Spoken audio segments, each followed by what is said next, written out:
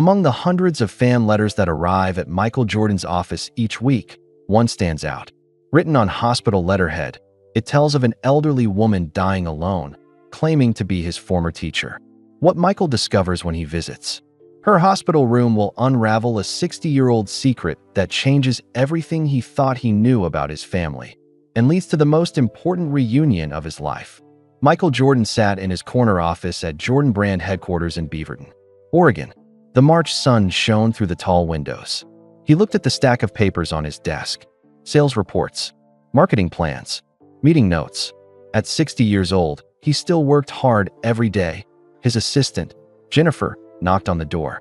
She carried a large box of mail. "Your fan mail is here, Mr. Jordan," she said with a smile. "Looks like a heavy week." Michael nodded.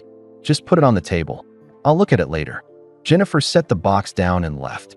Michael turned back to his computer. He was reading about shoe sales in Europe when something made him look up. The box of letters sat there waiting. He had been getting fan mail for over 40 years. Letters from kids who wanted to play basketball. Letters from adults who remembered watching him play. Letters asking for money or autographs. Most of the time, he just signed a few photos and sent them back. But today felt different. Something pulled him toward that box. Michael walked over and opened it. Inside were dozens of letters. Some were typed on computers. Others were written by hand. Some envelopes had team logos. Others had cartoon stickers that he picked up a few letters and read them quickly. A boy from Texas wanted tips on shooting free throws. A girl from Florida said he was her hero. A man from Chicago thanked him for all the great memories. Then he saw at point one letter looked different from the rest. The envelope was cream-colored and thick. His name was written in careful cursive handwriting. No fancy logos. No return address. Just Michael Jordan in black ink. Michael's hands felt shaky as he picked up the letter. Something about it made his heart beat faster. He opened it slowly. The letter was written on hospital paper. At the top, it said Presbyterian Hospital, Charlotte, North Carolina. Michael began to read. "Dear Mr. Jordan, my name is Sarah Chun. I am a nurse at Presbyterian Hospital in Charlotte. I hope this letter finds you well. I am writing about one of my patients. Her name is Mrs. Dorothy Emerson. She is 78 years old. She has been in our hospital for 3 weeks now. Mrs. Emerson has pancreatic cancer. The doctors say she does not have much time left. Maybe a few weeks. Maybe less. Here is why I am writing to you. Mrs. Emerson says she was your teacher at Laney High School in Wilmington.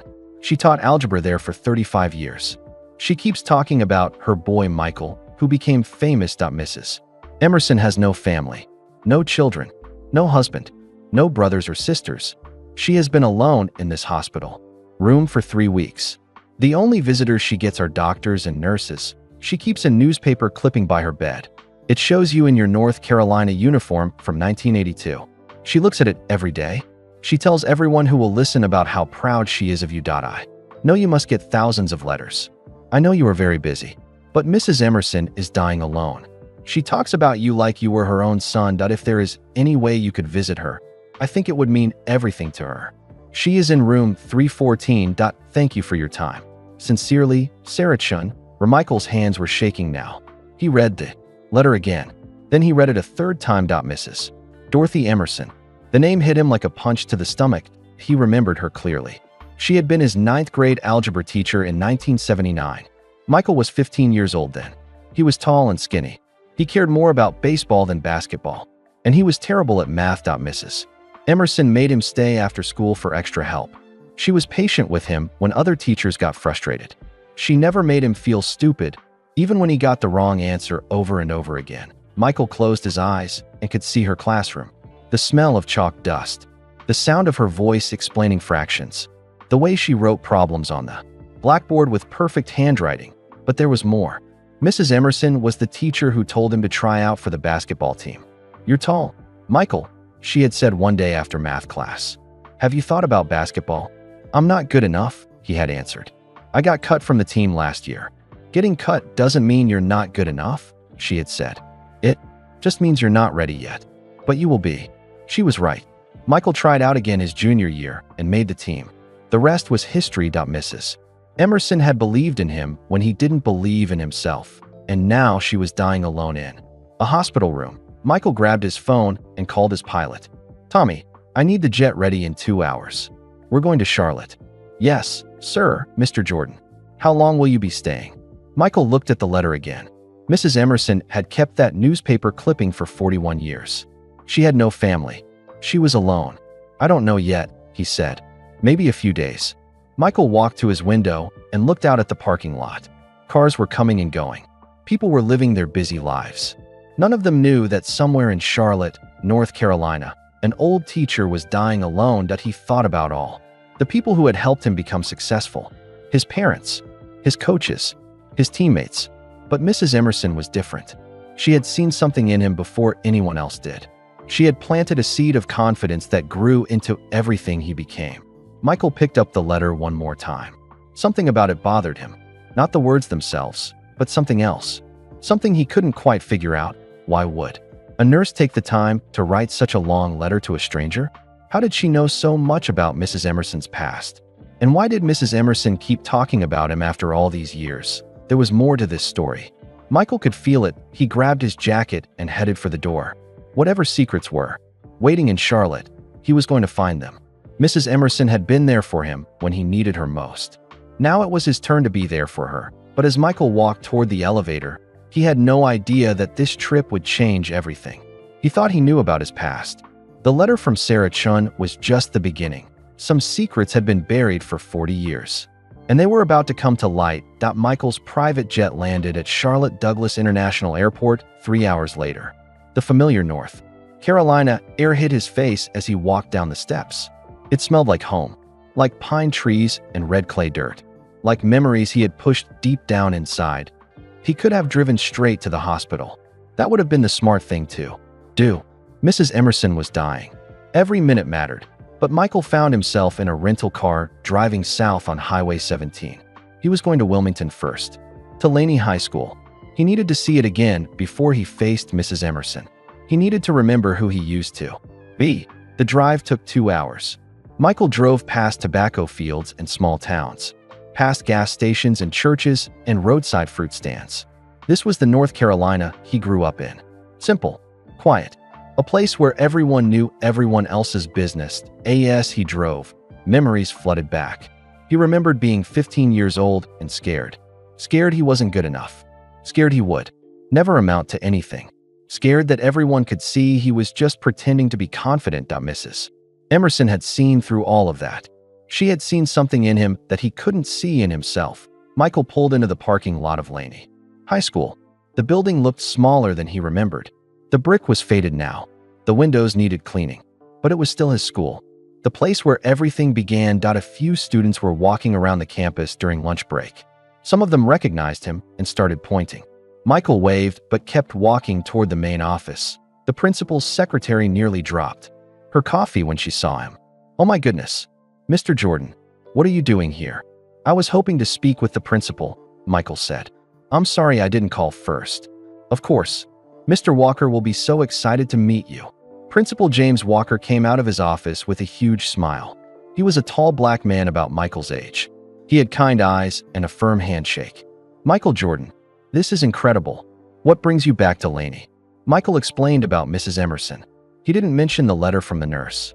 He just said he had heard she was sick and wanted to visit her. "Mrs. Emerson was a legend here," Mr. Walker said. "She taught for 35 years. Thousands of students. She retired in 2005, but people still talk about her." Mr. Walker gave Michael a tour of the school.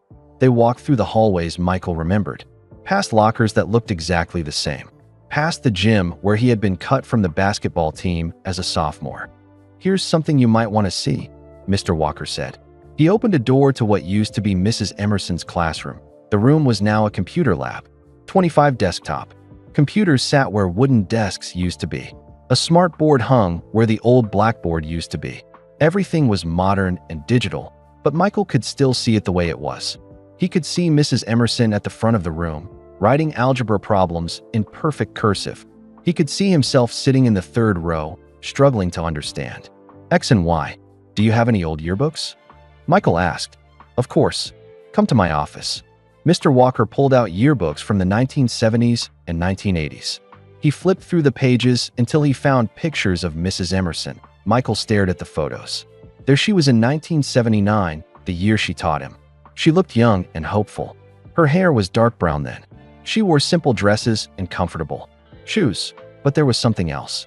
In every single picture, Mrs. Emerson wore the same piece of jewelry, a small gold pendant necklace. It was delicate and pretty, but not expensive. She always wore that necklace, Mr. Walker said. Even in her last years here, someone asked her about it once, and she said it was special to her. Michael stared at the necklace in the photo. A memory was trying to surface. Something important. Something he had forgotten.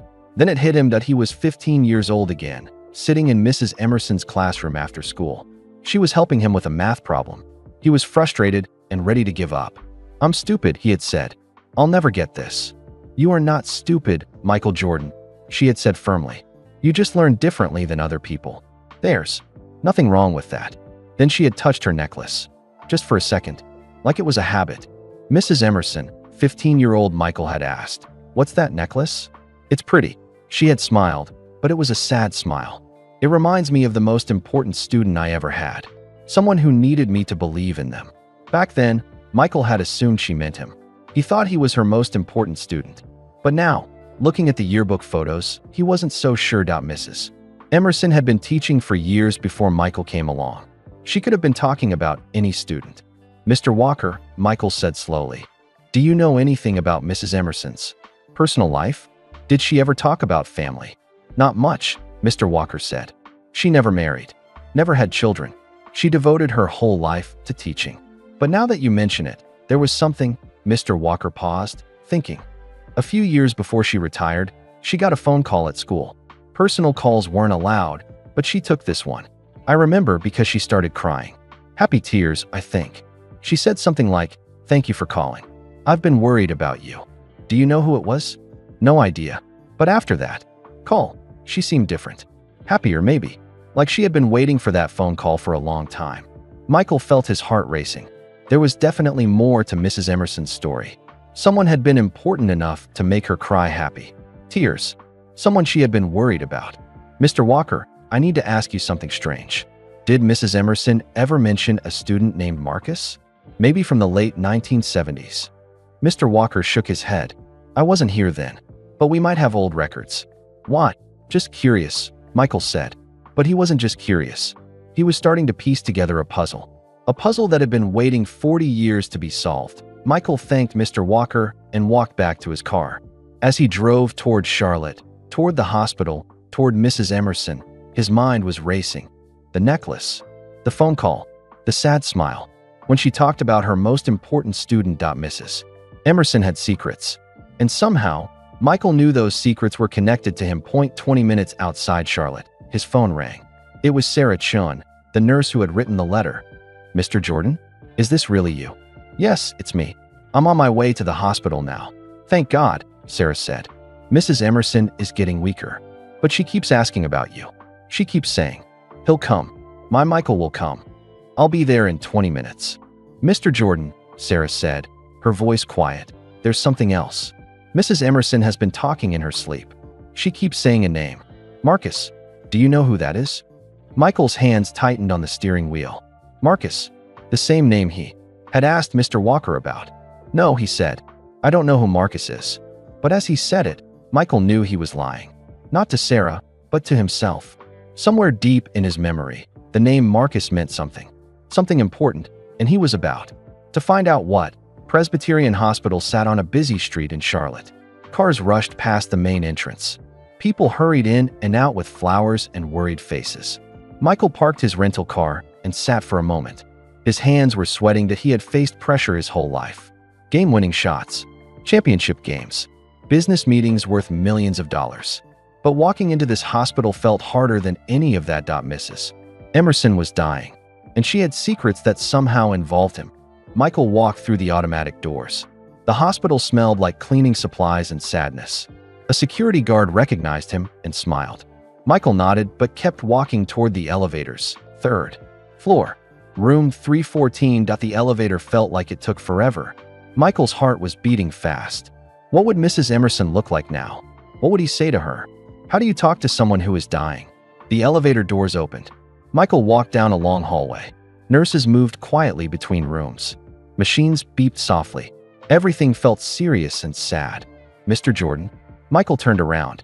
A young Asian woman in scrubs was walking toward him. She looked tired but excited. I'm Sarah Chun, the nurse who wrote to you. Sarah was smaller than Michael had imagined. Maybe 28 years old. She had kind eyes and a gentle voice. She looked like she cared deeply about her patients.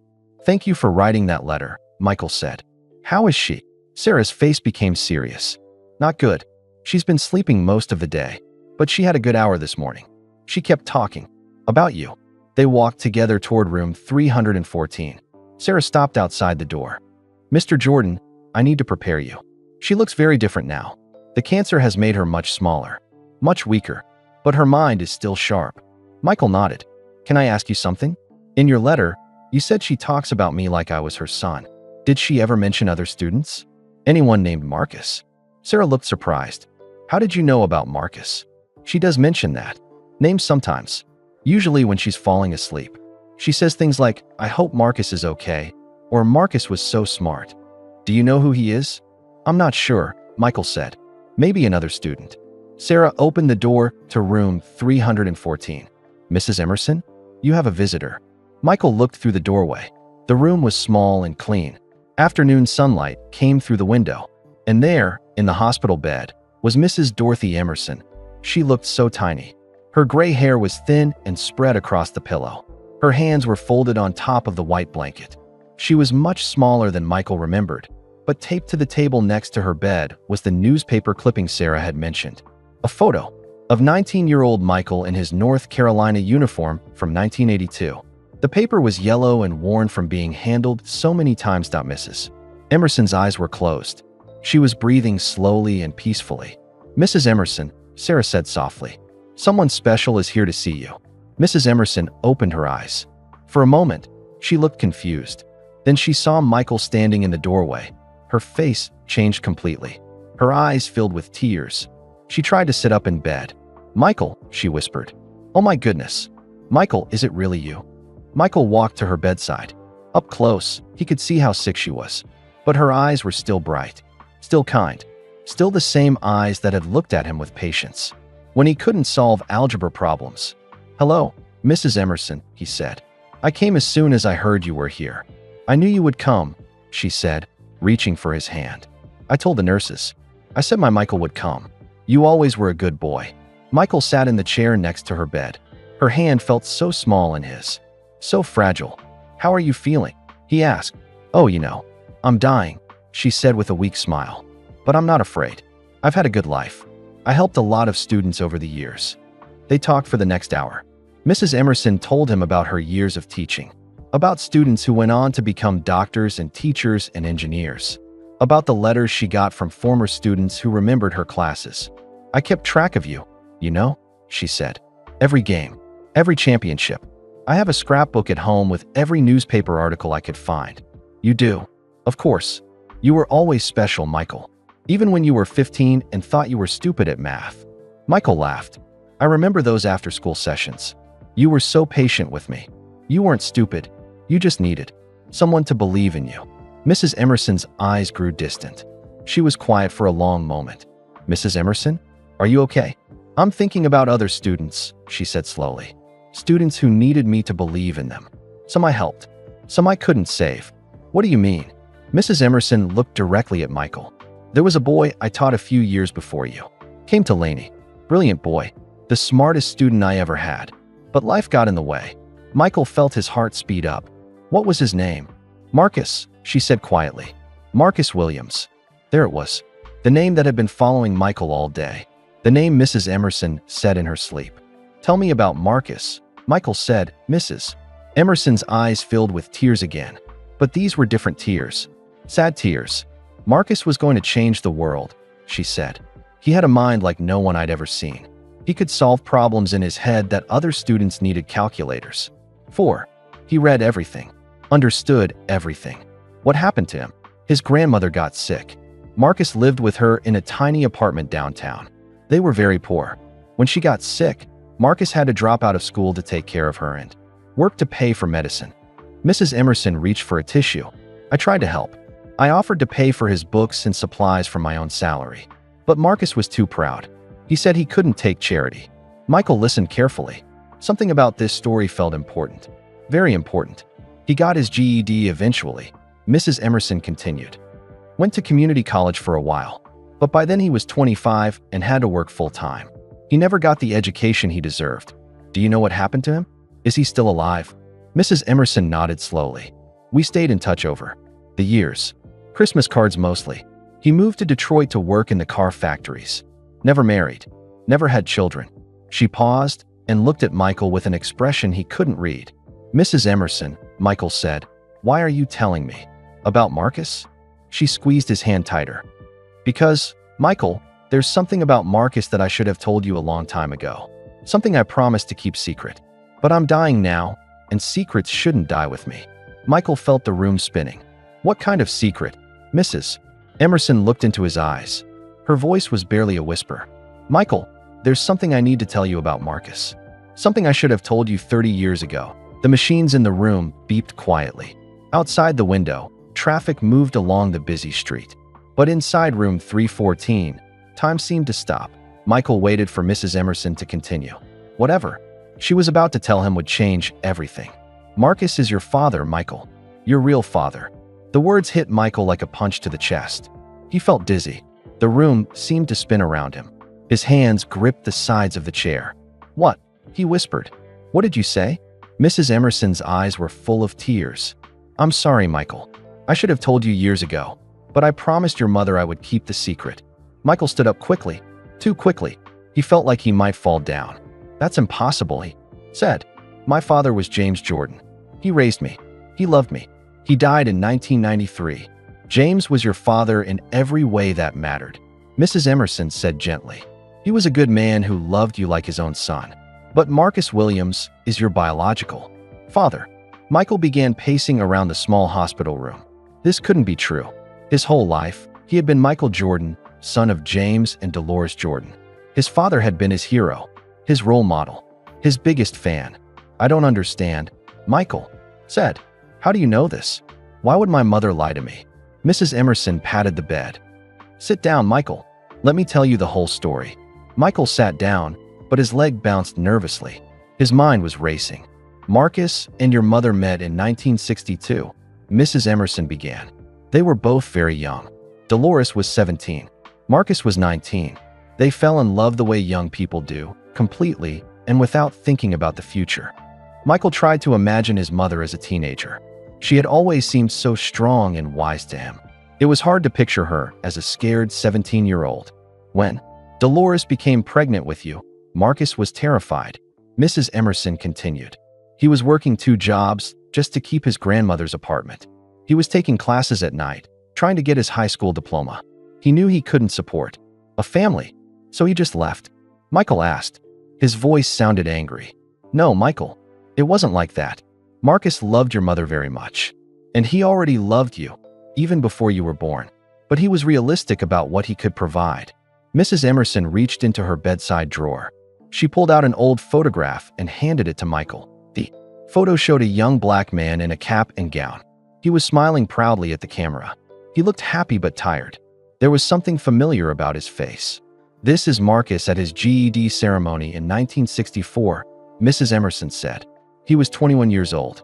He had worked for 3 years to get his high school diploma while supporting his grandmother. Michael stared at the photo. The man did look familiar. He had the same strong jaw that Michael saw in the mirror every day. The same long fingers. The same serious eyes. Your mother was so young and scared, Mrs. Emerson continued. Her parents were furious when they found out she was pregnant. They wanted her to give you up for adoption. Michael's heart was pounding. What happened? Marcus made the hardest decision of his life. He stepped aside so that Dolores could marry James Jordan. James was a good man who could provide for her. And the baby, he could give you opportunities that Marcus never could. Michael felt sick to his stomach. So Marcus just gave me away. He gave you a chance at a better life, Mrs. Emerson said firmly. Do you think that was easy for him? Do you think he didn't want to hold his son? To teach you things? To watch you grow up? Tears were running down Mrs. Emerson's cheeks now. Marcus came to see me before he left for Detroit. He was crying like a baby. He said it was killing him to leave you, but he knew it was the right thing to do. Michael was quiet for a long time. He looked at the photograph again. This stranger who was apparently his father looked so young, so hopeful. "Why are you telling me this now?" Michael asked. "Because Marcus is dying too, Michael. He has Alzheimer's disease. He's in a nursing home in Detroit. He doesn't have much time left." Michael felt like the room was closing in on him. His teacher was dying. His real father was dying.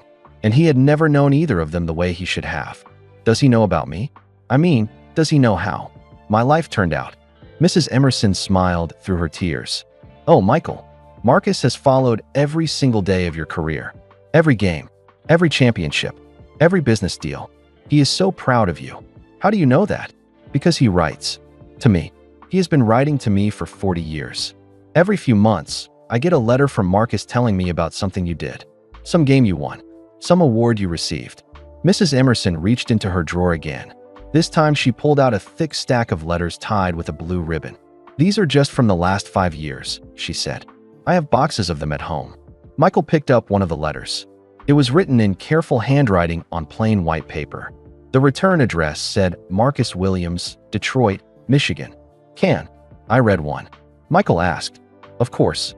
They're about you." Michael opened a letter dated 6 months ago. It read, "Dear Dorothy, I saw Michael's interview on TV last night. He was talking about his new school in Chicago. He looked good, older, but still strong that I wish I could tell him how proud I am.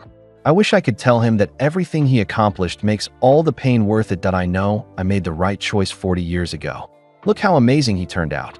But sometimes I wonder what it would have been like to be his dad. Really be his dad, that I hope you are well. Thank you for always writing back to me. You are the only person who understands. Love, Marcus." Michael's hands were shaking as he read. This man, his biological father, had been thinking about him his whole life, missing him, being proud of him from far away. "Mrs. Emerson," Michael said, "why did you keep Marcus's letters? Why did you stay in touch with him?" Mrs. Emerson touched her throat where her gold necklace used to hang. "Because Marcus gave me that necklace in 1963. He asked me to wear it and think of him whenever I saw you in my classroom." Michael remembered the necklace from all the yearbook photos. She had worn it every single day. "You see, Michael, you weren't just any student to me. You were the son of the boy I couldn't save. When Marcus had to leave school to take care of his grandmother, it broke my heart. I felt like I had failed him." Mrs. Emerson wiped her eyes with a tissue.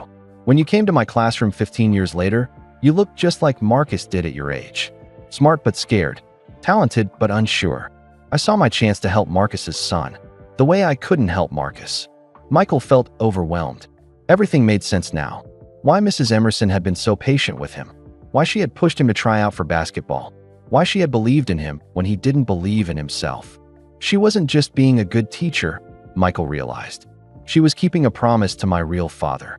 "Mrs. Emerson," Michael said quietly, "is Marcus still alive? Can I see him?" She nodded. "He's at Sunrise Manor Nursing Home in Detroit." "But Michael, you need to know something else. His Alzheimer's is pretty bad now. He may not remember you. He may not even remember who he is." Michael stood up and walked to the window. Outside, the sun was starting to set.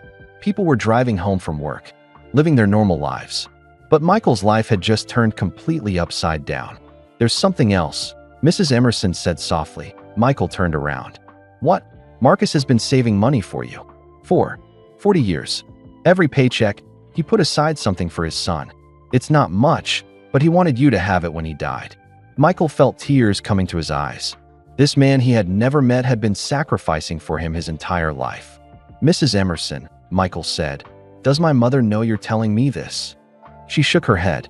"Dolores and I haven't spoken in 20 years. She was angry with me for staying in touch with Marcus. She thought it would complicate things." Michael walked back to Mrs. Emerson's bedside. He took her small hand in his. "Thank you for telling me," he said. "I know it wasn't easy. I'm dying, Michael. I couldn't take this secret with me. Marcus deserves to see his son before he dies. And you deserve to know where you really come from." Michael kissed Mrs. Emerson's forehead. "I need to go to Detroit." "I know you do," she said. "But promise me something first. Anything. Promise me you won't be angry with your mother. She did what she thought was best for you. And promise me you won't be angry with Marcus. He gave you up because he loved you."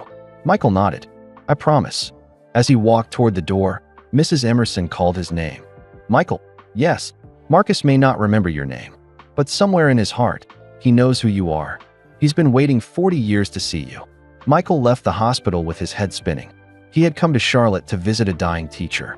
Instead, he had discovered that his entire life was built on a secret. His real father was alive. He was dying, and he was waiting in Detroit. Michael pulled out his phone and called his pilot.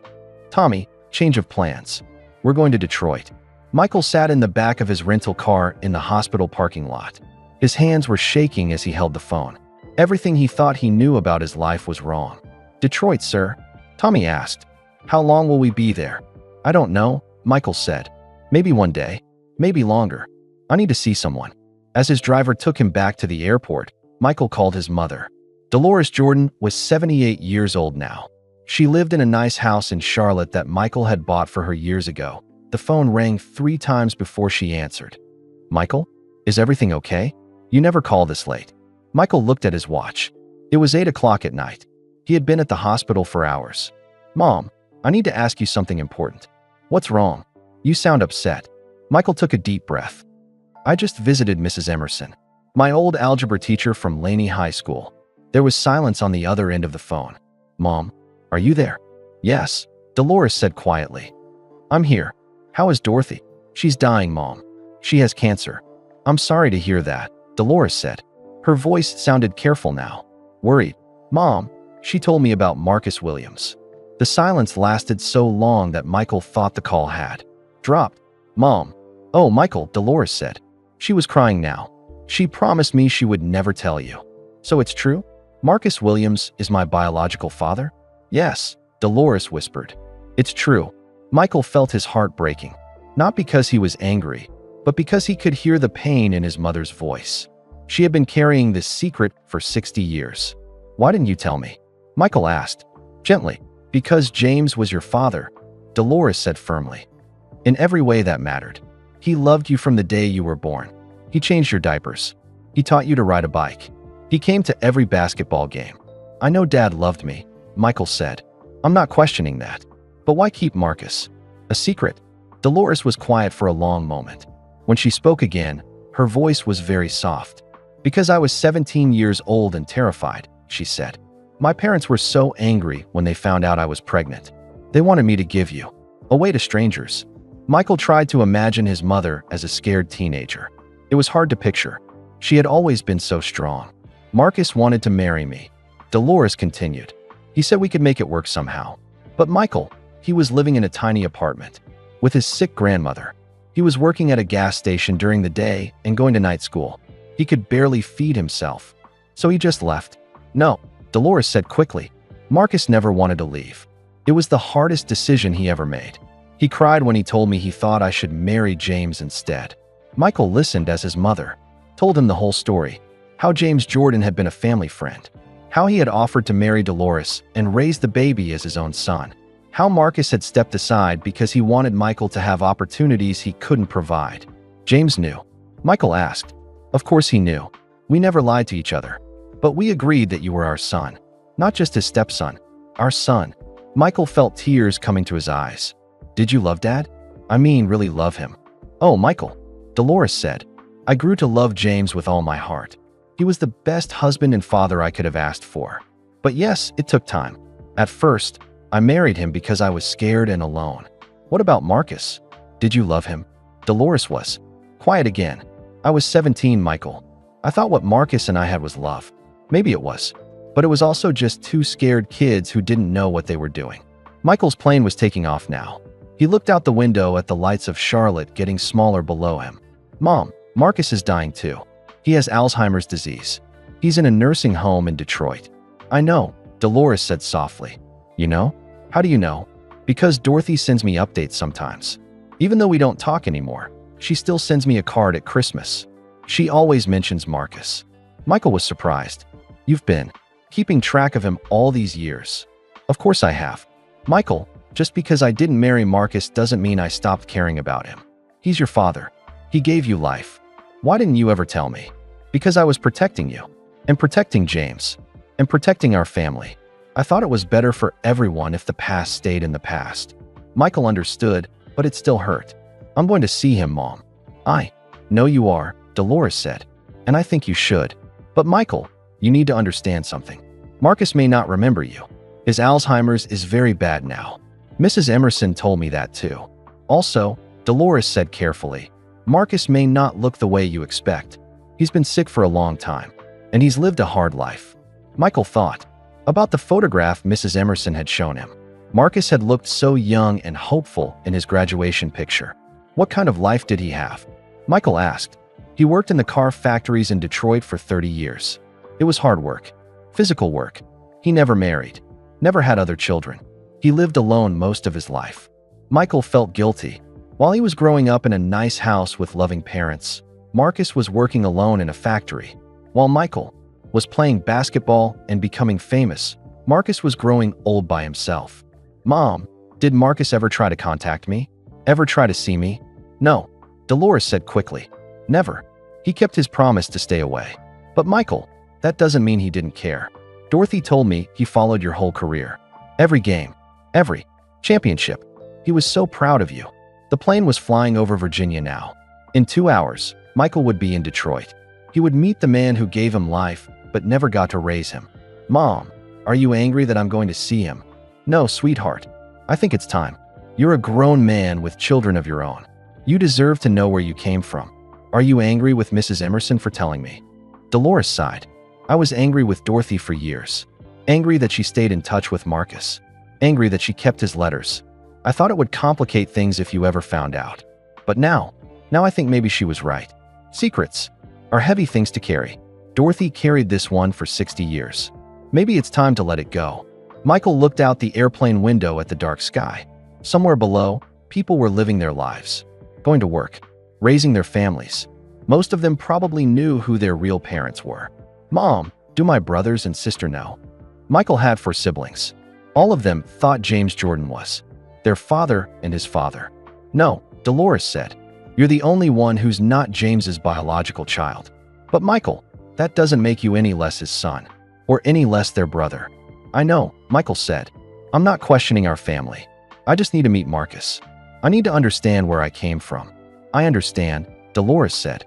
Just remember, the man you're going to see is not the young man who loved me 60 years ago. He's old and sick and confused. Don't expect too much. I won't, Michael promised. And Michael, yes, when you see Marcus, tell him that I never forgot him.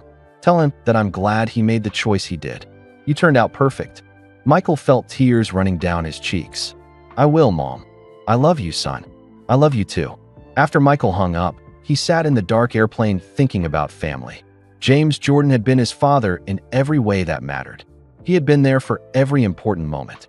He had loved Michael unconditionally, but Marcus Williams was his father too. The man who had given him life and then stepped aside so that life could be better. Tomorrow, Michael would meet the father he never knew. The man who had been watching from far away for 60 years. The man who had sacrificed everything so his son could have opportunities he never had. Michael didn't know what to expect, but he knew he had to try. The plane flew through the dark sky toward Detroit, toward answers, toward a reunion 60 years in the making. Michael couldn't sleep during the 2-hour flight. He kept thinking about the conversation with his mother, about Marcus Williams working alone in car factories for 30 years, about the letters he wrote to Mrs. Emerson, about the money he had been saving for a son he never got to raise. When the plane landed at Detroit Metropolitan Airport, it was almost midnight. The city looked cold and empty from the airplane window. Street lights made long shadows on empty roads. Michael had been to Detroit many times during his playing career. He had played against the Pistons at the Palace of Auburn Hills. He remembered the tough fans and the physical games. But he had never thought about the fact that his biological father lived somewhere in this city, that a rental car was waiting for him at the airport. Michael drove through the quiet streets toward his hotel. Detroit looked different at night. Older buildings, empty lots where buildings used to be. Signs of a city that had seen better times. At his hotel, Michael lay in bed staring at the ceiling. Tomorrow he would meet Marcus Williams. What would he say? What would Marcus say? Would Marcus even remember who Michael was? Michael picked up his phone and called Mrs. Emerson's hospital room. He knew it was late, but he needed to talk to someone who understood. Hello, Sarah Chun answered. She sounded tired. Sarah, this is Michael Jordan. I'm sorry to call so late. How is Mrs. Emerson? She's sleeping, Sarah said. But she's been asking about you. Did you make it to Detroit okay? Yes, I'm here. Sarah, can I ask you something? What exactly did Mrs. Emerson tell you about Marcus? Sarah was quiet for a moment. She didn't tell me much, just that he was a former student who was also very sick. She seemed worried about him. Did she say anything else? Well, Sarah said slowly, she did say something strange yesterday. She said that seeing Marcus again would help heal an old wound. I didn't know what she meant. Michael understood. The wound was 60 years of separation. 60 years of a father and son who never got to know each other. Sarah, will you tell Mrs. Emerson that I made it to Detroit safely? And tell her I'll call her tomorrow after I visit Marcus. Of course, Mr. Jordan. Good luck tomorrow. After hanging up, Michael walked to the window of his hotel room. He could see the Detroit River in the distance. Across the water, the lights of Canada twinkled like stars. Somewhere in this city, Marcus Williams was sleeping in a nursing home. An old man with Alzheimer's disease who probably didn't remember his own name most days. But somewhere in his confused mind, he might still remember the son he gave up 60 years ago. The next morning, Michael woke up early. He had breakfast in his hotel room, but couldn't eat much. His stomach was nervous. He kept checking his watch. And looking out the window at 9 o'clock, Michael drove to Sunrise Manor Nursing Home. The building was on the east side of Detroit, in a neighborhood that had seen better days. The nursing home was clean but basic. The parking lot had cracks in the pavement. The sign by the entrance was faded. Michael sat in his car for 10 minutes before going inside. He thought about calling his mother again, or Mrs. Emerson, or even his wife. But this was something he had to do alone. The front desk was staffed by a middle-aged woman named Linda. She looked surprised when she saw Michael walk in. "Oh my goodness," she said. "Are you?" "I'm Michael Jordan," he said. "I'm here to visit Marcus Williams." Linda's face became serious. "Mr. Williams doesn't usually get visitors. Are you family?" Michael paused. Was he family? They had never met. They didn't know each other. But they shared the same DNA, the same blood. "Yes," Michael said. "I'm his son." Linda looked confused. "His son? But Mr. Williams doesn't have any family listed in his file." "It's complicated," Michael said. "We've been separated for a long time." Linda studied Michael's face carefully. Then she seemed to make a decision. "Let me get the director," she said. "This is unusual." A few minutes later, a man in his 50s came out to meet Michael. He was tall and thin with kind eyes. "Mr. Jordan, I'm Dr. Robert Hayes, the facility director. Linda tells me you're here to see Mr. Williams." "That's right. Can I ask how you know him?" "Mr. Williams has been with us for 2 years, and he's never had a visitor." Michael felt sad hearing that. No visitors for 2 years. Marcus had been living alone even before the Alzheimer's got bad. "Dr. Hayes, this is going to sound strange, but Marcus Williams is my biological father. We were separated when I was a baby. I just found out about him yesterday." Dr. Hayes looked shocked. "Your father? But I know it's hard to believe. But it's true. Can I see him?" Dr. Hayes thought for a moment. "Mr. Jordan, I need to prepare you.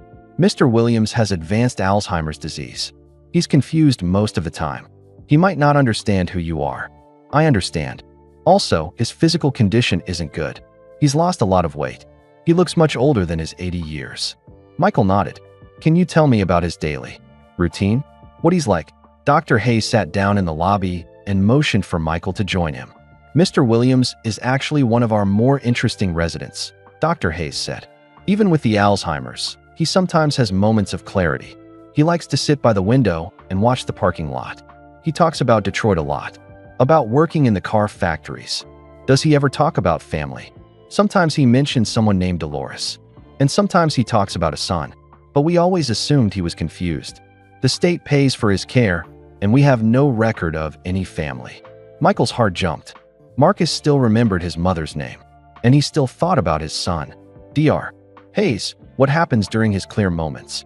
He becomes more like the man he used to be. He's very intelligent. He asks good questions. He seems to understand what's happening around him. But those moments don't last long. Dr. Hayes stood up. "Mr. Jordan, are you sure you want to do this? It might be very emotional for both of you."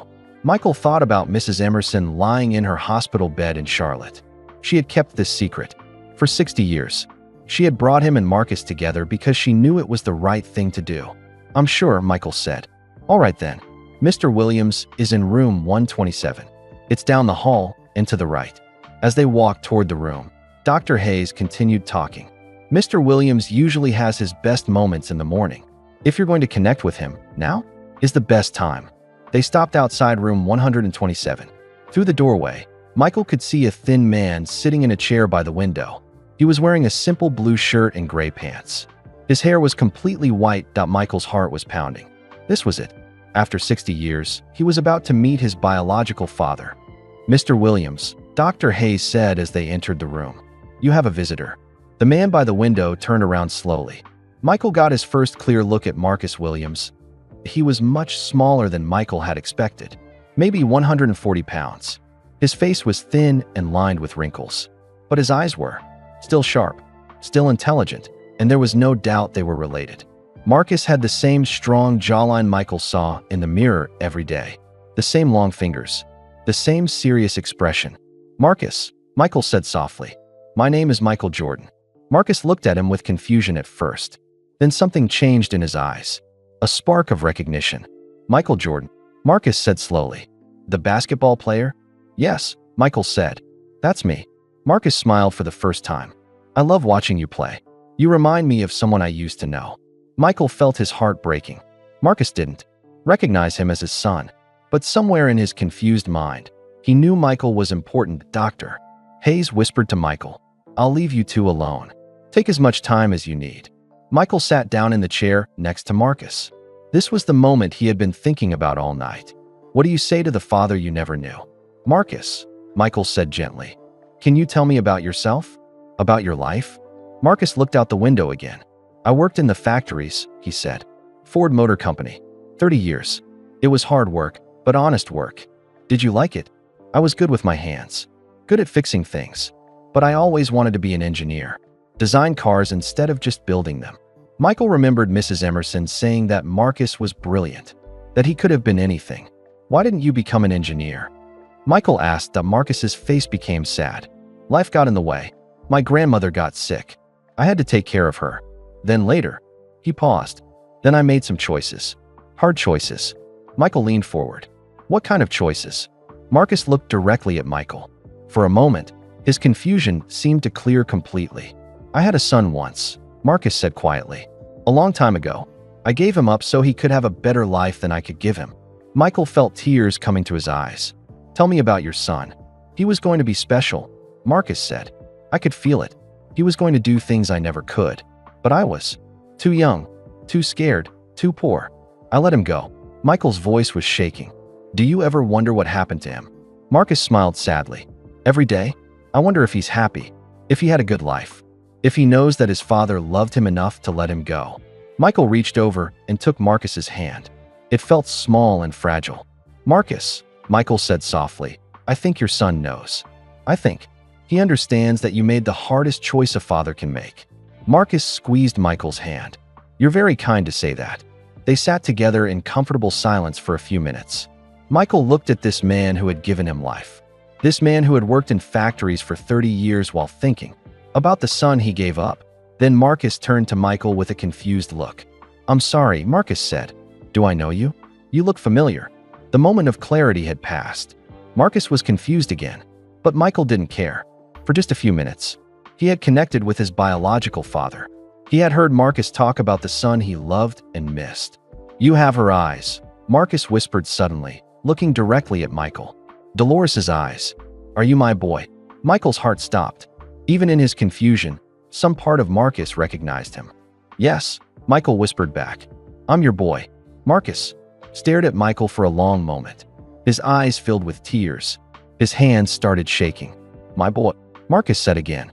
My Michael. Yes, Dad. It's me. Marcus began to cry. Not sad tears, but happy tears. He reached out with both hands and touched Michael's face, like he was making sure he was real. I can't believe it, Marcus whispered. You're so big, so strong. Look at you. Michael was crying too now. This moment felt like a dream. 60 years of separation ending in a small nursing home room in Detroit. How did you find me? Marcus asked. His voice was shaky but clear. Mrs. Emerson, Michael said. Dorothy Emerson. Do you remember her? Marcus's face lit up. Dorothy. My teacher. Is she okay? She's in the hospital. She's very sick. But she told me about you. She told me everything. Marcus nodded slowly. Dorothy was good to me. She helped me when I was young and stupid. She's been helping both of us for 60 years, Michael said. She kept your letters. She wore your necklace. She watched over me when I was her student. Marcus looked confused again. Letters? What letters? The letters you wrote to her about me. About my basketball games. About how proud you were. I wrote letters. Marcus asked. Then his face cleared a little. Oh yes, I remember now. I wanted to tell someone about my son. About how amazing he became. Michael pulled his chair closer to Marcus's chair. Tell me about your life, Dad. Tell me about Detroit. About the factories. For the next hour, Michael listened as Marcus talked about his life. Sometimes Marcus was clear and made perfect sense. Other times he got confused and forgot what he was saying. Marcus told him about working at Ford Motor Company. About the assembly line where he built car engines. About coming home every day tired and dirty. The work was hard, Marcus said, but I was proud of it. Every car that drove off that lot had a piece of me in it. Did you like living in Detroit? It was okay, Marcus said, but lonely, very lonely. Marcus told Michael about his small apartment, about how he read books every night after work, about how he took classes at the community college on weekends. I kept learning, Marcus said, even though I couldn't finish high school the normal way. I wanted to keep my mind sharp. What did you study? Everything. Math, history, literature. I loved to read. Marcus smiled. I read every book about basketball I could find, especially books about you. Michael felt his heart breaking. While he was growing up with loving parents and every opportunity, Marcus was alone in Detroit, reading about his son in books. Marcus, Michael said gently, do you remember giving me up? Do you remember making that choice? Marcus's face became very serious. That was the hardest day of my life, but I knew it was right. You needed a father who could provide for you, who could give you opportunities. Do you regret it? Marcus looked directly at Michael. How can I regret it? Look at you. You became everything I dreamed you could be. You're successful. You're famous. You have a beautiful family. But you missed everything. My childhood. My games. My wedding. I didn't miss it, Marcus said. I watched every game on TV. I read every newspaper article. I celebrated every championship from far away. Marcus reached into his bedside table and pulled out a small wooden box. His hands were shaking as he opened it. Inside the box were dozens of newspaper clippings, pictures of Michael from his playing days, articles about his business success, photos of his children. I kept everything, Marcus said, every article I could find. This box is my most precious possession. Michael picked up one of the clippings. It was from 1991, when the Bulls won their first championship. The headline read, Jordan leads Bulls to NBA title. I was so proud that day, Marcus said. I cried watching that game. My son was a champion. Marcus, Michael said, Mrs. Emerson told me you've been saving money for me. Is that true? Marcus nodded. Every paycheck for 40 years. It's not much, but I wanted you to have something from your father. Where is the money? In a safety deposit box at the bank downtown. The key is in my apartment, hidden in my copy of The Great Gatsby. Michael was amazed. Why The Great Gatsby? Marcus smiled. Because it's about the American dream. About wanting something better for yourself and the people you love. That book reminded me why I gave you up. They talked for another hour. Marcus told Michael about his grandmother, who raised him after his parents died. About how smart she was, even though she never went to school. She taught me to read, Marcus said. She said education was the only way to escape poverty. But when she got sick, I had to choose between school and taking care of her. You chose her. Of course I did. She was all I had. Just like you were all I had, even though I couldn't keep you.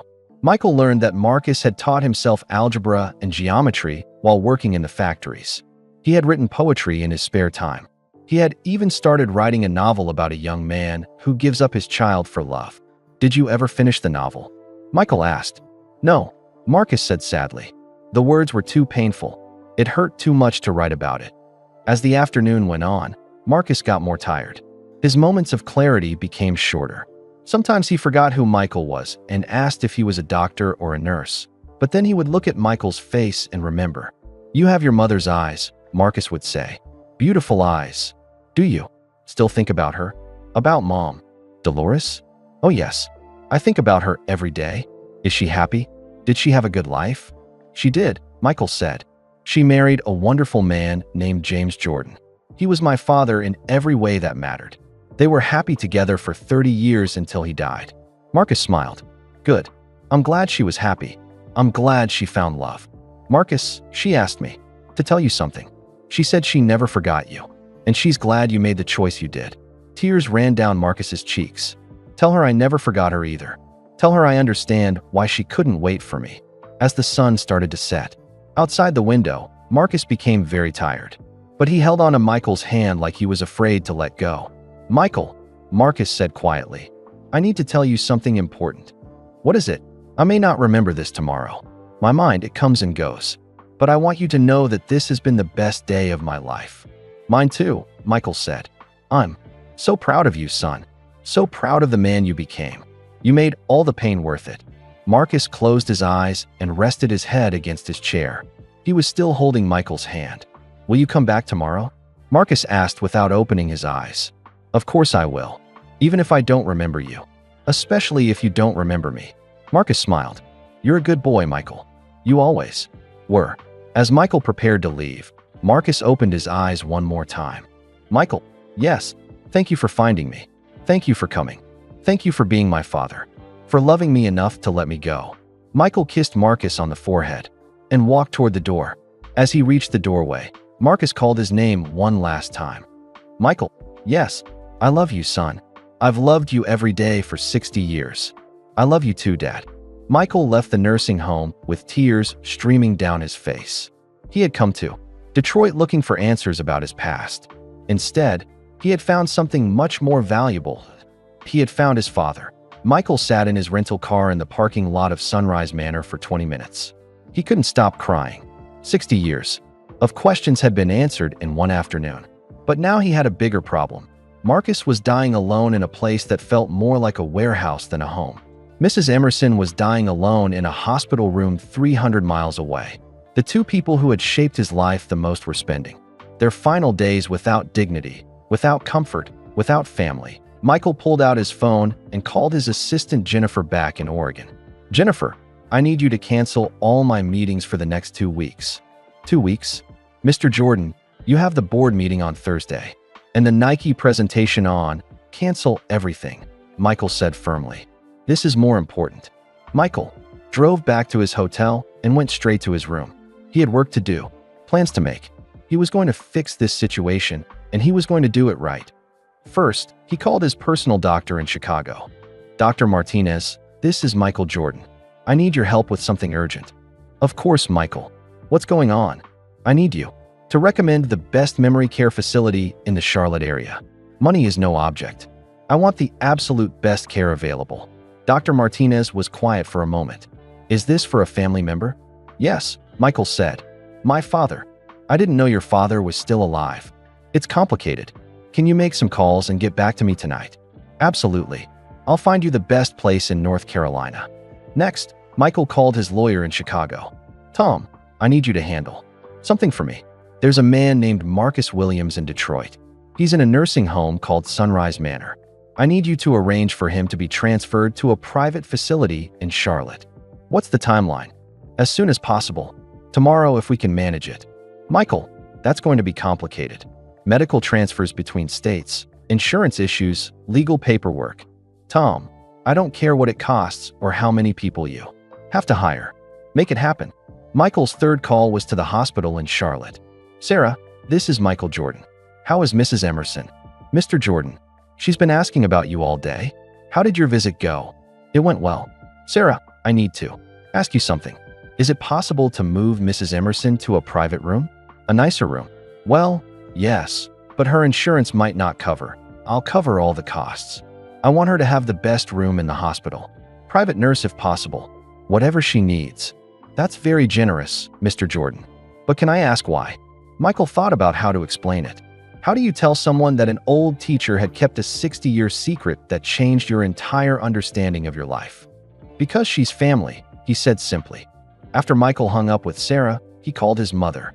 Mom, I saw him. I met Marcus. How is he? Dolores asked softly.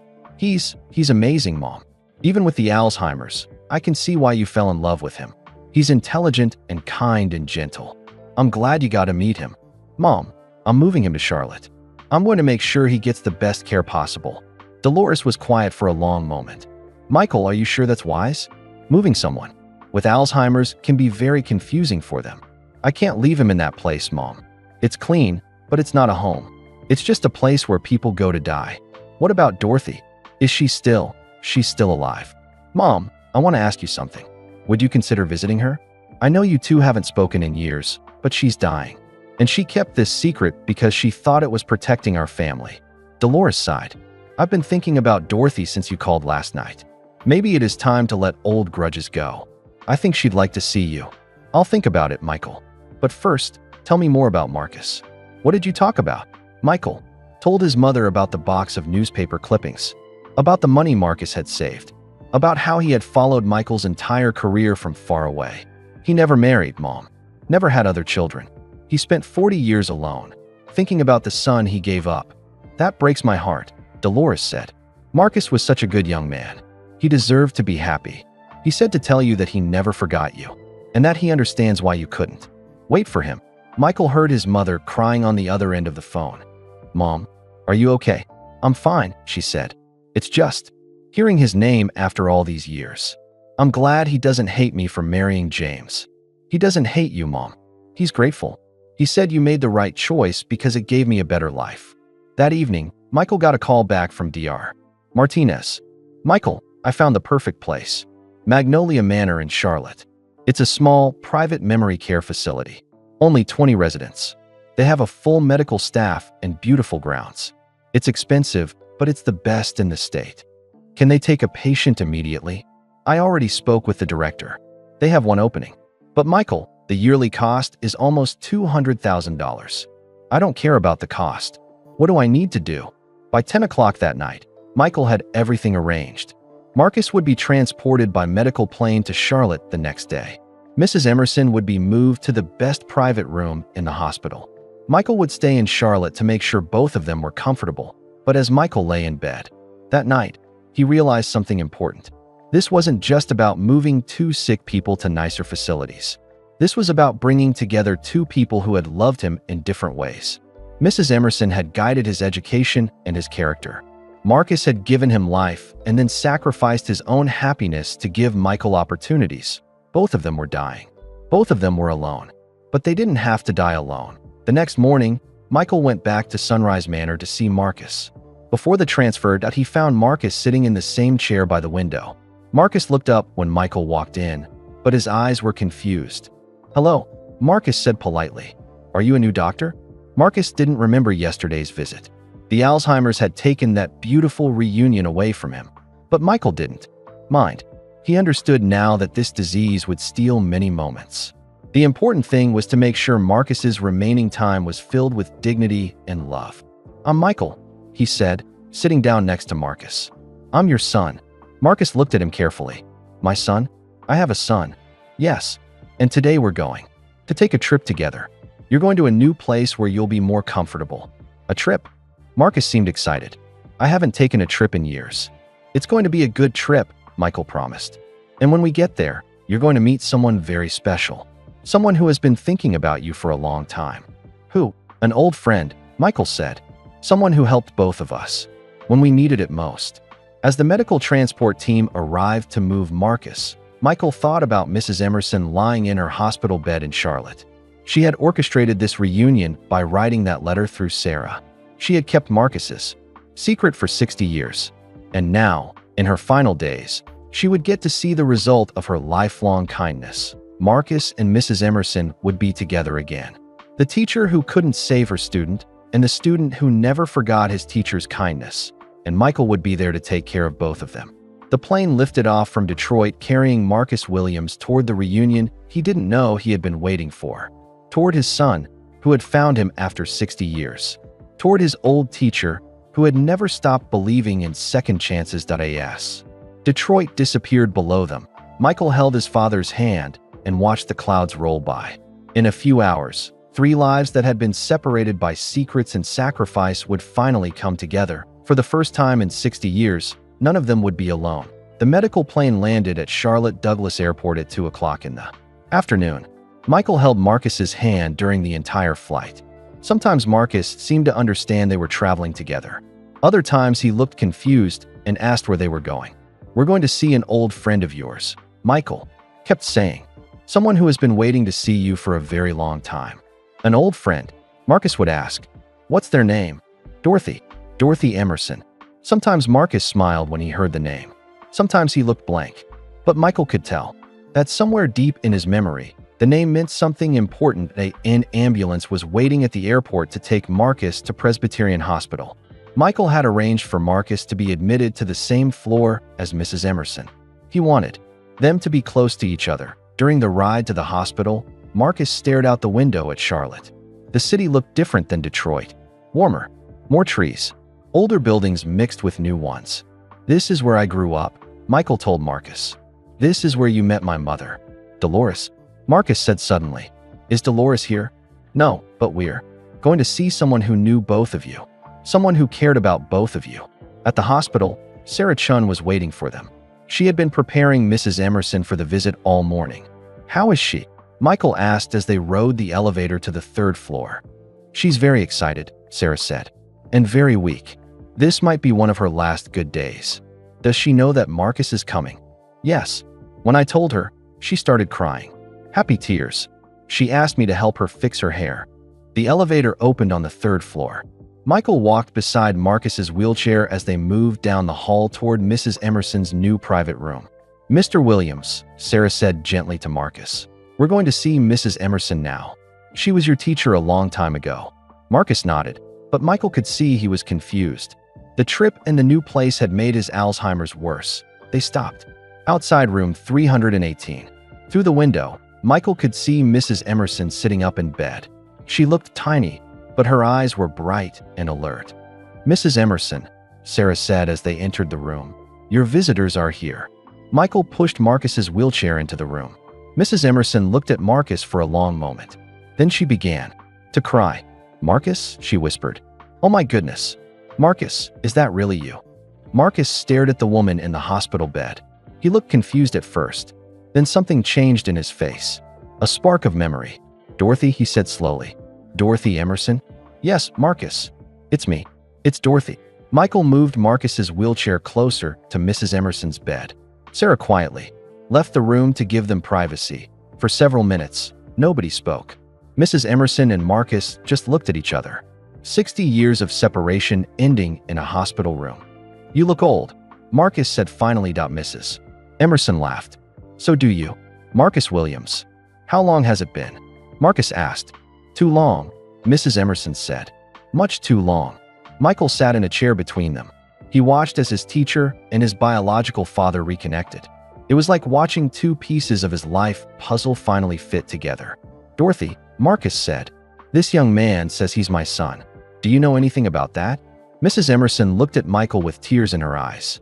"Yes, Marcus. This is Michael. This is your boy." Marcus studied Michael's face carefully. "He's so big, so successful looking. He became everything we hoped he would," Mrs. Emerson said. "Remember how we used to talk about him when he was little? How we wondered what kind of man he would become? We talked about him. In your letters, Marcus. You wrote to me about Michael for 40 years. Marcus looked confused again. "I wrote letters?" Mrs. Emerson nodded. "Beautiful letters. You told me about every basketball game he played, every championship he won. You were so proud of him." "I was proud, so proud," Mrs. Emerson said. "You said that watching him succeed made all the pain worth it." Michael watched as Mrs. Emerson gently helped Marcus remember pieces of his life. She talked about the letters he had written, about how he had followed Michael's career, about how much he had loved his son from far away. "Marcus," Mrs. Emerson said, "do you remember why you left Wilmington? Why you went to Detroit?" Marcus thought for a moment. "My grandmother was sick. I had to take care of her." "That's right. And there was something else. Something about a baby." "A baby?" Marcus looked at Michael again. "Was there a baby?" "Yes," Mrs. Emerson said gently. "There was a baby. A beautiful baby boy who needed a good life." Slowly, with Mrs. Emerson's help, Marcus began to remember. Not everything, but pieces. Important pieces. "I gave him up," Marcus said quietly. I gave up my son so he could have a better father. Yes, Mrs. Emerson said. You made the hardest choice a young man could make. Did I do the right thing? Marcus asked, looking at Michael. Yes, Michael said. You did exactly the right thing. For the next 2 hours, the three of them talked. Sometimes Marcus was clear and remembered everything. Sometimes he was confused and forgot where he was. But Mrs. Emerson was patient with him, the same way she had been patient with Michael when he was struggling with algebra. Marcus told them about his life in Detroit, about working in the car factories, about the small apartment where he lived, alone, about the books he read to keep his mind busy. I missed you both, Marcus said during one of his clear moments. Dorothy, I missed your letters when you stopped writing. I never stopped writing, Mrs. Emerson said. I wrote to you every Christmas for 40 years. You did, every year. I told you about Michael's life, about his achievements, about how proud you should be. Marcus smiled. I was proud. Even when I couldn't remember why, I was proud. Mrs. Emerson told Marcus about her years of teaching, about the thousands of students she had helped, about retiring and living alone with her memories. But I always wore your necklace, she said, every day for 40 years. It reminded me of the student I couldn't save and the student I helped raise. What happened to the necklace? Marcus asked. I gave it to the hospital when I got sick, but I still think about it every day. Michael quietly left the room and found Sarah at the nurse's station. Sarah, do you know what happened to Mrs. Emerson's personal belongings when she was admitted? They're in the safe in the business office. What? There's a gold necklace. It's very important to her. Can you get it? Of course. 20 minutes later, Sarah returned with a small gold pendant necklace. Michael took it back to room 318. Mrs. Emerson, Michael said, I think this belongs to you. He placed the necklace in her hands. Mrs. Emerson began to cry again. Marcus, she said, look, I still have it. Marcus stared at the necklace. I remember that. I gave it to you. You gave it to me in 1963, Mrs. Emerson said. You asked me to wear it and think of you whenever I saw your son in my classroom. Did you? Did you think of me? Every single day. Marcus reached out and touched the necklace with his shaky fingers. It's so small, but it meant so much.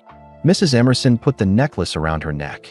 Even in her hospital bed, even sick and dying, she looked more complete with it on. Marcus, she said, I need to tell you something important. What? You were wrong about one thing. You thought you couldn't save your son, but you did save him. You gave him a chance at a life you couldn't provide. That's not giving up. That's love.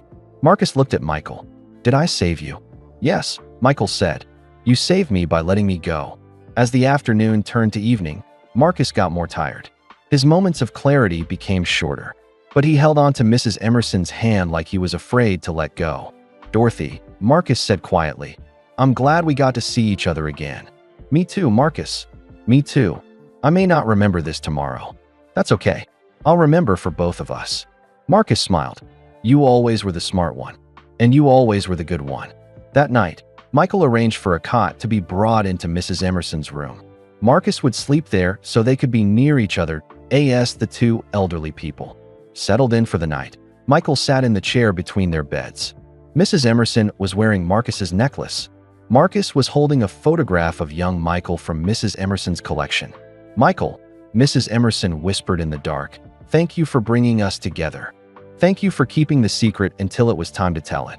Marcus, Mrs. Emerson called softly. Yes, I'm not afraid to die anymore. Why not? Because I got to see you again. Because I got to watch Michael become the man we always knew he could be. Marcus was quiet for a moment. Dorothy, yes, I love you. I always have. Not like a husband loves a wife, but like a son loves a mother. I love you too, Marcus.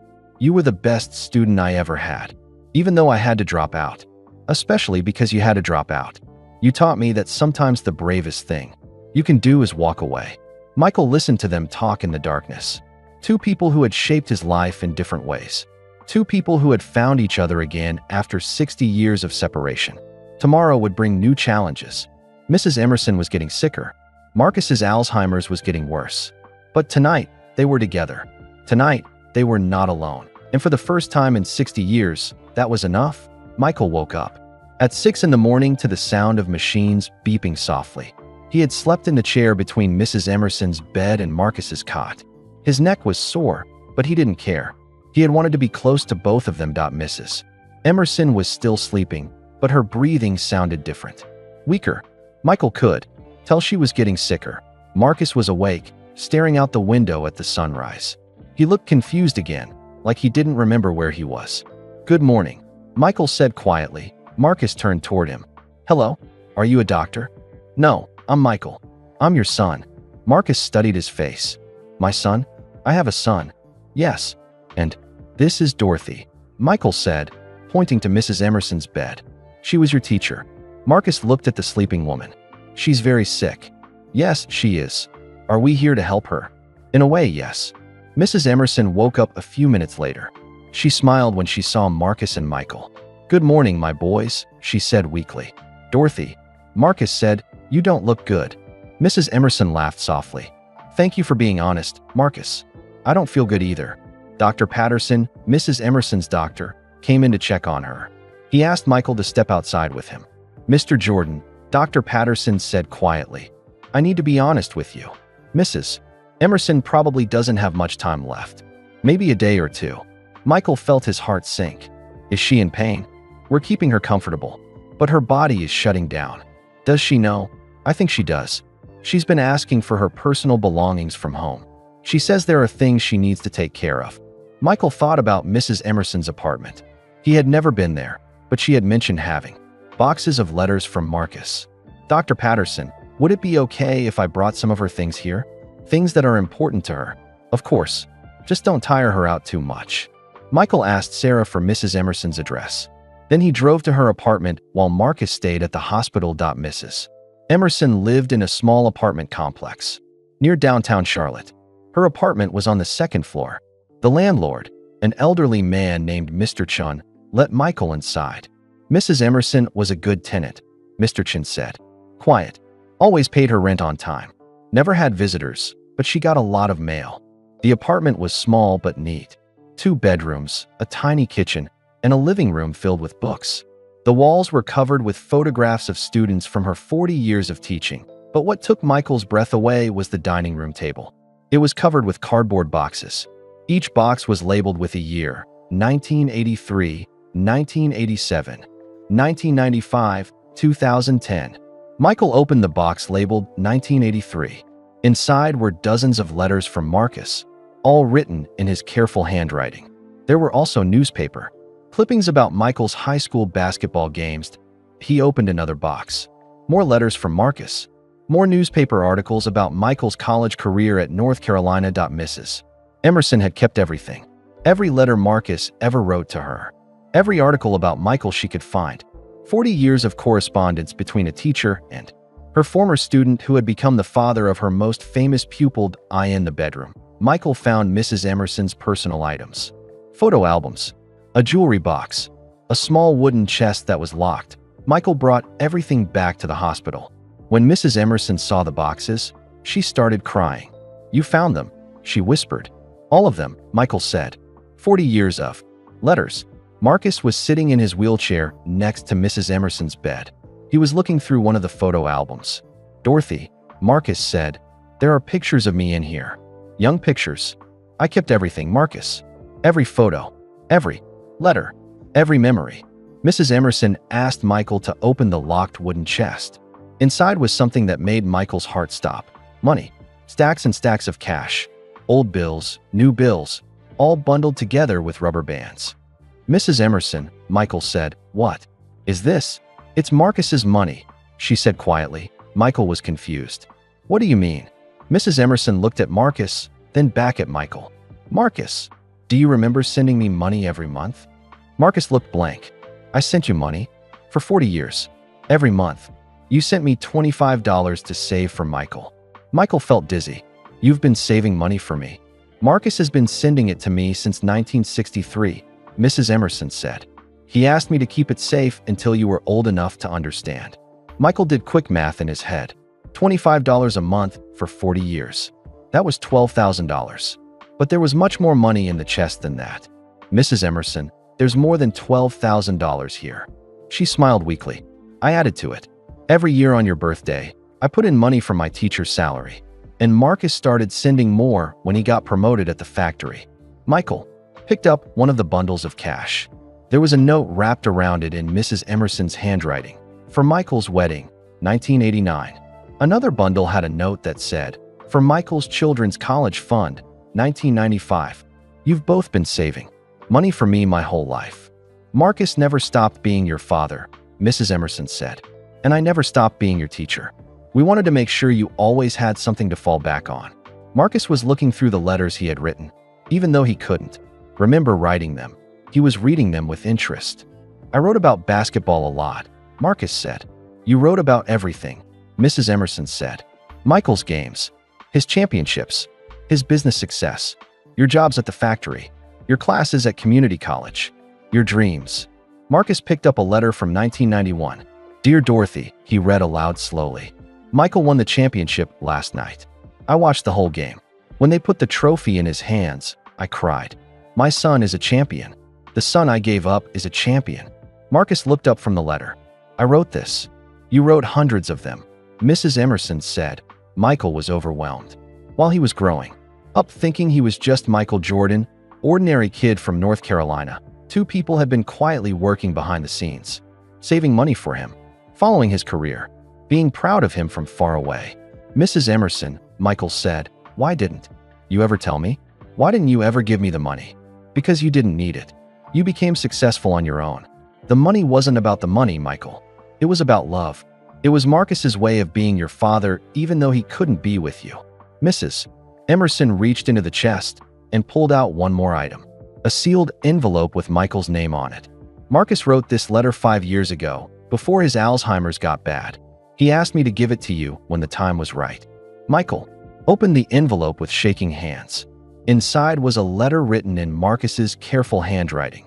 My dear son Michael, if you are reading this, then Dorothy has kept her promise to bring us together. I am probably very sick by now, and I may not remember you when we meet. But I want you to know some things while my mind is still clear. First, I love you. I have loved you every day for your entire life.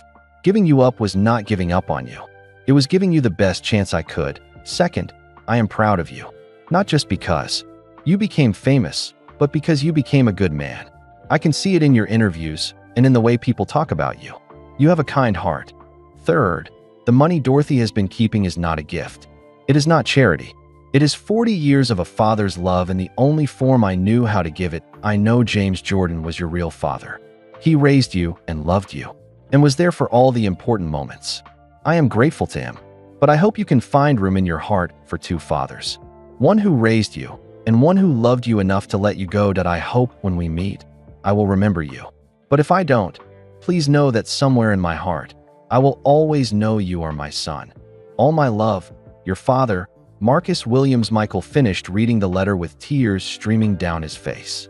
He looked at Marcus, who was watching him, with curious eyes. Marcus, Michael said, do you remember writing this letter? Marcus shook his head. No, but it sounds like something I would write. Why? Because it sounds true, and full of love. Mrs. Emerson was getting weaker, but she was smiling. I did it, she whispered. Did what? Michael asked. I kept my promise to both of you. I promised Marcus I would watch over you. I promised you that someone would always believe in you. And I promised myself that I would bring you together before it was too late. Michael realized something incredible. Mrs. Emerson hadn't just been keeping Marcus's secret for 60 years. She had been planning this reunion all along. She had been waiting for the right moment to bring father and son together. Mrs. Emerson, Michael said, the letter from Sarah. You planned that, didn't you? She nodded weakly. I asked Sarah to write exactly what I told her to write.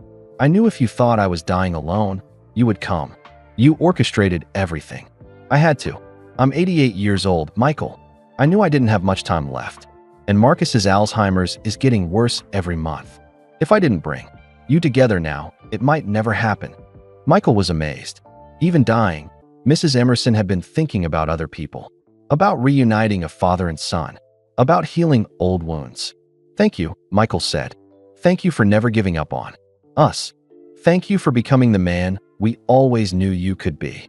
That evening, Mrs. Emerson got much worse. Dr. Patterson said she probably wouldn't live through the night. Michael called his mother.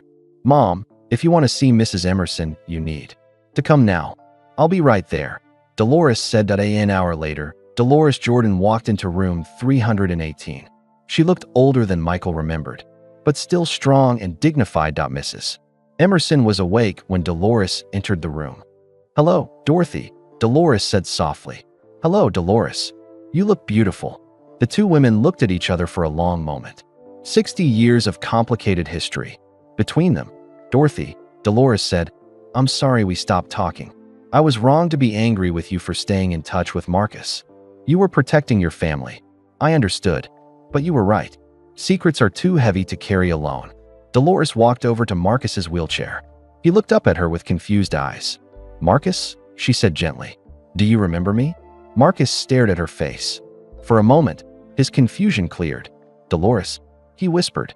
"Is that really you?" "Yes, Marcus. It's me. You're still beautiful." Dolores began to cry. "Oh, Marcus. I'm so sorry. I'm sorry we couldn't make it work." "Don't be sorry," Marcus said. "You gave our son a wonderful life. That's all I ever wanted." For the next hour, the four of them sat together in the hospital room. Mrs. Emerson and Marcus holding hands. Dolores sitting next to Michael. All the secrets finally out in the open. Mrs. Emerson passed away peacefully at 11:47 that night, with Michael, Marcus, and Dolores by her side. Her last words were, "Take care of each other." But her death revealed one final truth that changed everything Michael thought he understood about his story. In her purse, nurses found one last letter. A letter she had written but never sent. A letter addressed to Michael, dated just 1 week ago. The letter contained a revelation that would make Michael understand that Mrs. Emerson's connection to his family was even deeper than he had ever imagined. Sarah Chun found the letter in Mrs. Emerson's purse 2 hours after she passed away. The envelope was cream-colored, just like the one that had started this whole journey. Michael's name was written on the front in Mrs. Emerson's shaky handwriting. "Mr. Jordan," Sarah said quietly, "I think Mrs. Emerson wanted you to have this." Michael took the letter with trembling hands. His mother and Marcus were both sleeping in their chairs. The hospital room was quiet except for the soft beeping of machines. Michael opened the envelope and began to read. "My dearest Michael, if you are reading this, then I am gone, and my work is finally complete. I have one last secret to share with you. The most important secret of all. You see, Michael, my connection to your family goes back much further than you know. I wasn't just Marcus's teacher by accident. I wasn't just your algebra teacher by chance. Marcus Williams was my nephew." Michael stopped reading. His heart pounded in his chest. He read the line again. "Marcus Williams was my nephew. My sister Mary died when Marcus was 12 years old. My brother-in-law couldn't take care of Marcus alone, so the boy came to live with his grandmother, my mother. I was 25 then, just starting my teaching career. I watched Marcus grow up in my mother's house. I helped him with his homework. I saw how brilliant he was. I also saw how poor we were. My mother worked as a cleaning lady. I made $30 a week as a teacher. We barely had enough food. When Marcus fell in love with your mother, I was happy for him. When Dolores got pregnant, I was scared for both of them. They were so young. Marcus was already working 2 jobs to help my mother pay rent.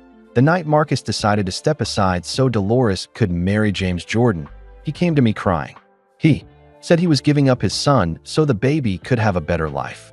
I held my nephew while he broke his heart for love. Michael, I didn't just promise Marcus I would watch over you. I promised myself I would watch over my grandnephew. You are not just my former student. You are my family." Michael felt the room spinning around him. Mrs. Emerson wasn't just his teacher who had kept a secret. She was his great aunt.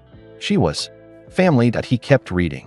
"When you walked into my classroom in 1979, I saw Marcus in your face immediately. Same jaw, same eyes, same quiet intelligence. I knew who you were before you ever said your name. I never told you because Marcus made me. Promised to let you live your life as a Jordan. He didn't want you to feel torn between 2 families. But Michael, every day I taught you, I was teaching my own family. Every time I stayed after school to help you with math, I was helping my nephew's son. Every time I encouraged you to try out for basketball, I was supporting my grandnephew's dreams. The necklace Marcus gave me wasn't just a gift from a student to his teacher. It was a gift from a nephew to his aunt. A promise that we would both watch over the child he was giving up. For 60 years, I kept that promise. I wore that necklace every day to remember the baby I helped raise from far away. I saved Marcus's letters because they were letters from my family.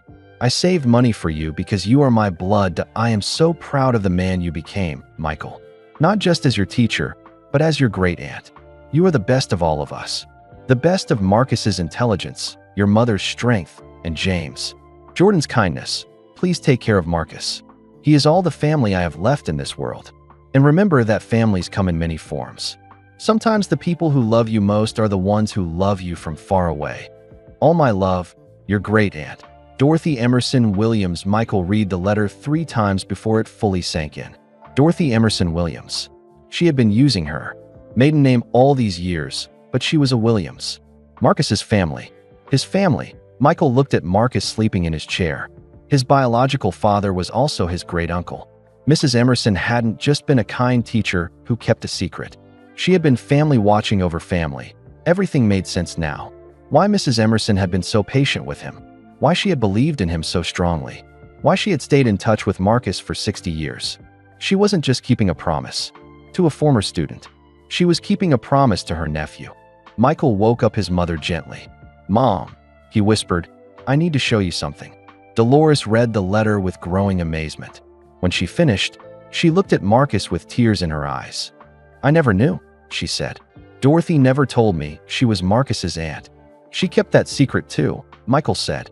"She kept all the secrets to protect our family." "Michael, do you realize what this means?" "What?" "It means you've had blood family watching over you your entire life. Mrs. Emerson wasn't just a teacher who cared about you. She was family who loved you." Michael thought about all the times Mrs. Emerson had been there for him. The after-school tutoring, the encouragement to try out for basketball, the way she had smiled at him in the hallway. He had thought it was just good teaching, but it was family love. "Mom, should we tell Marcus about Mrs. Emerson being his aunt?"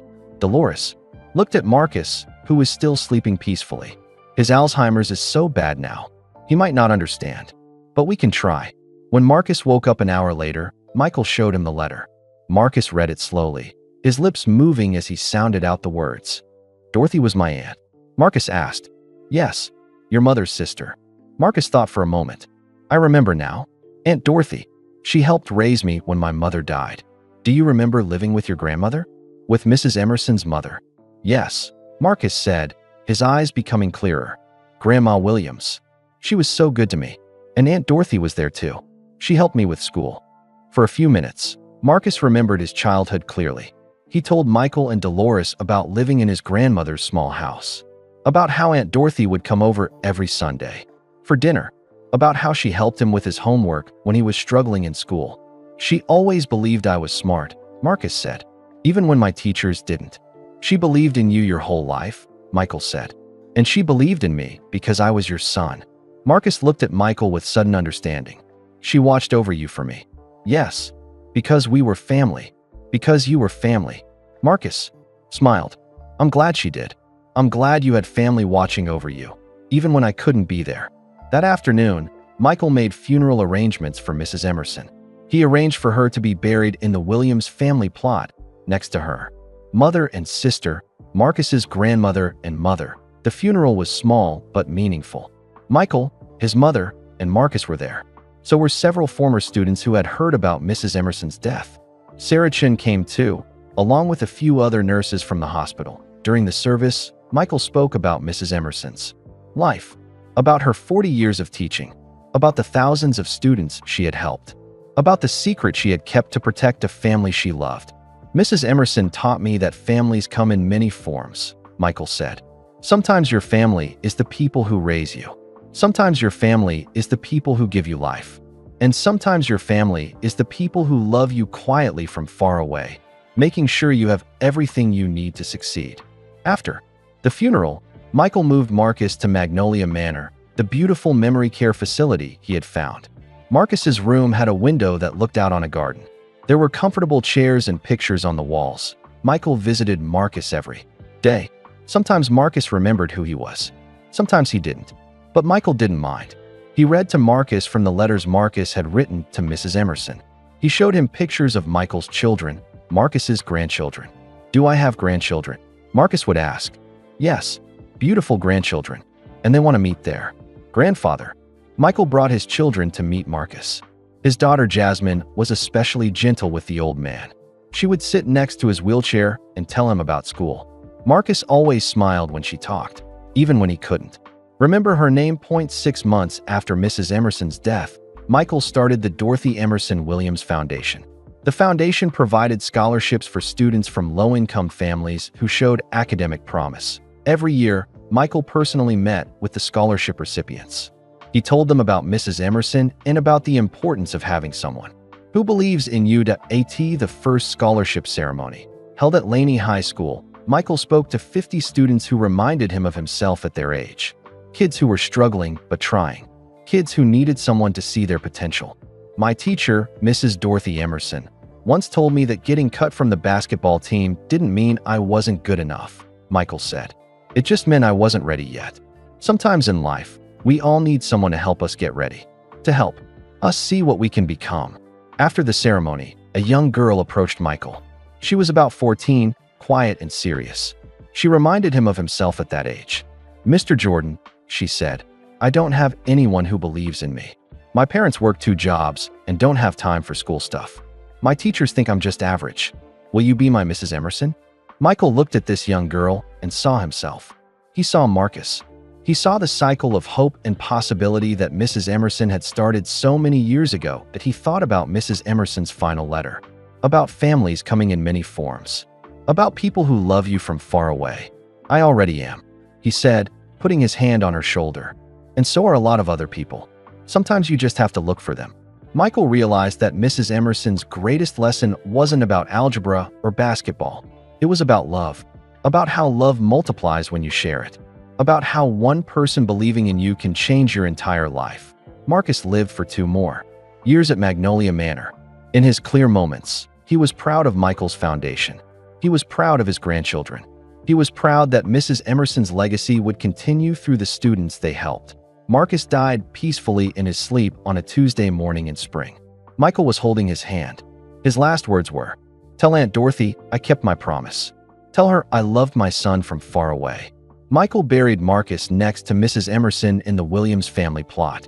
3 generations of a family finally together. At Marcus's funeral, Michael spoke about love and sacrifice, about fathers who raise you and fathers who give you life, about teachers who become family and family who become teachers.